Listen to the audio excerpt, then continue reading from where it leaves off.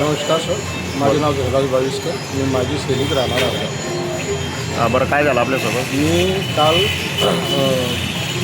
4:45 वाजेच्या दरम्यान निर्मल डेअरीवरून निर्मल डेअरीवरून दूध घेतलं. ते सकाळी फ्रीजचं दूध होतं, मी घरी घेऊन फ्रीजमध्ये ठेवलं आणि सकाळी चहा बनवण्यासाठी ते काढलं.